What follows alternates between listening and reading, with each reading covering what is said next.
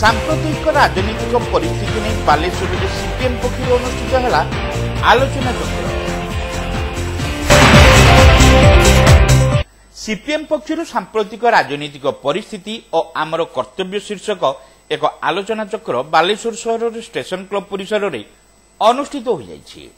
सीतांशु सेनापति एथिरे सभापतित्व करथिले। सीपीएम राज्य संपादक मंडली सभ्य जनार्दन पति एथिरे मुख्य अतिथि भाव जोगदेई देश और राज्य रे राजनीतिक परिस्थिति संपर्क में वामपंथी मानक भूमिका कौन रहिबो से नहीं आलोचना करथिले।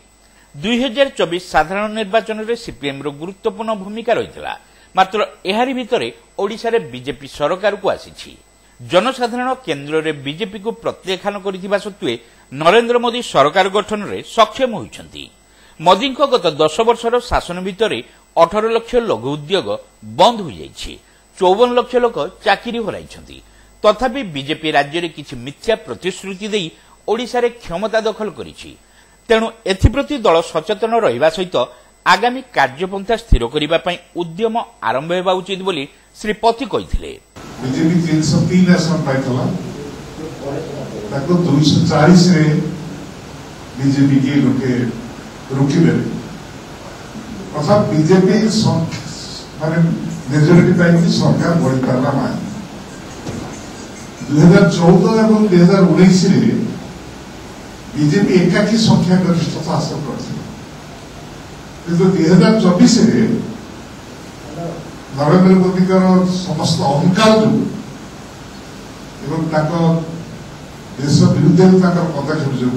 लोके समर्थन जो देते 2014 ରୁ 2019 रे लोके से समर्थन प्रत्याहार देखिए सब बेसी बीजेपी थका खेला उत्तर प्रदेश रे 80टा आसन था 62टा आसन बीजेपी पाई गत वर्ष से खसी आसले 33 एवं सेठी भी बीजेपी शासन तला यूपी रे राज्य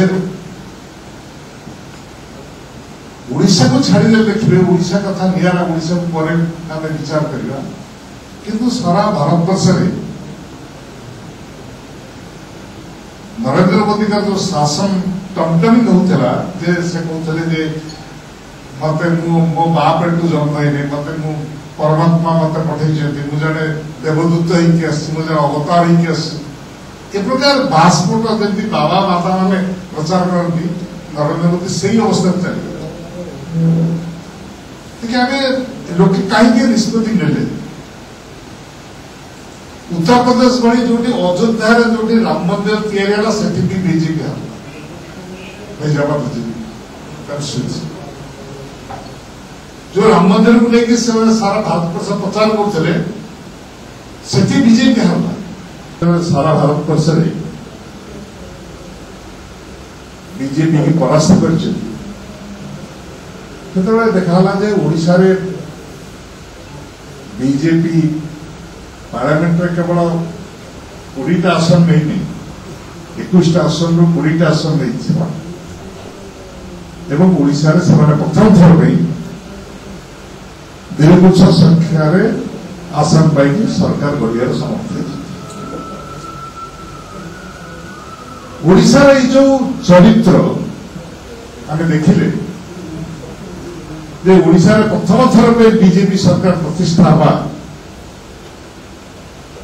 एटा कौन से राजनीतिक विशारद माने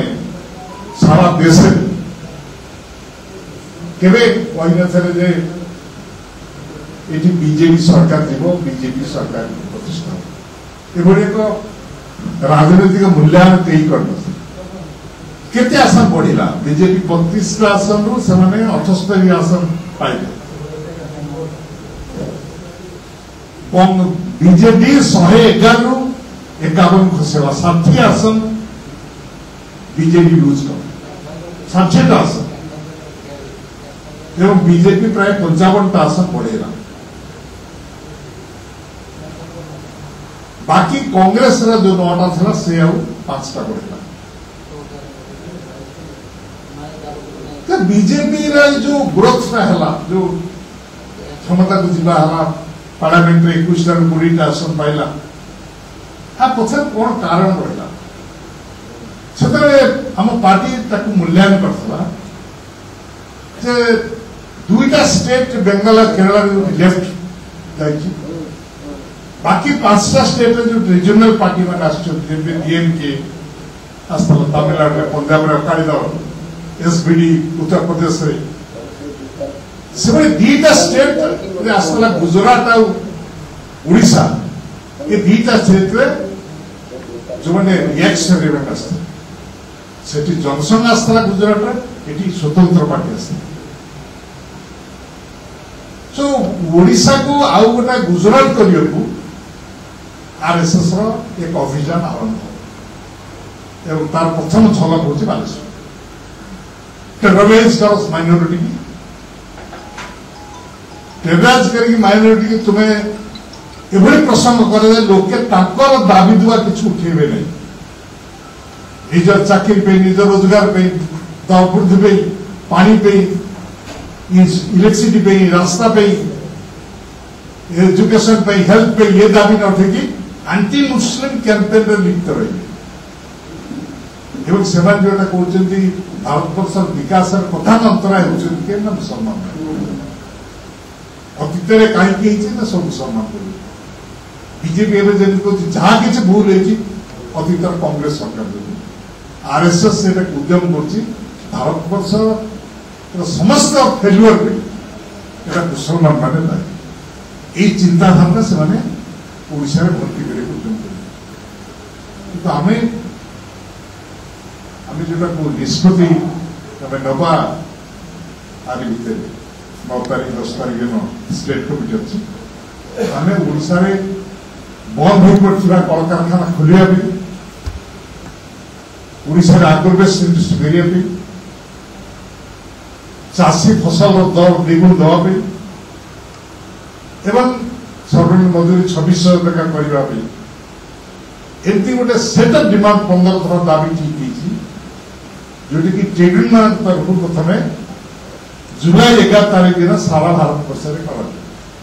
ଏହି ଆଲୋଚନାରେ ଜିଲ୍ଲା ସମ୍ପାଦକ ଶିଶିର ହୁଇ ବିଜୟ ପାତ୍ର ଦୀପ୍ତିମାନ ଆଚାର୍ଯ୍ୟ ପ୍ରେମରଞ୍ଜନ ପାତ୍ର ଜିଲ୍ଲା କମିଟି ସଭ୍ୟ ଦିଲ୍ଲୀପ ଗିରି ହରିପ୍ରିୟା ଜେନା ଜ୍ୟୋତିର୍ମୟ ରାଉତ ଶ୍ୟାମସୁନ୍ଦର ଜେନା ଅକ୍ଷୟ ମିଶ୍ର ଗୋବିନ୍ଦ ବାରିକ ପ୍ରମୁଖ ଉପସ୍ଥିତ ରହି ବକ୍ତବ୍ୟ ରଖିଥିଲେ।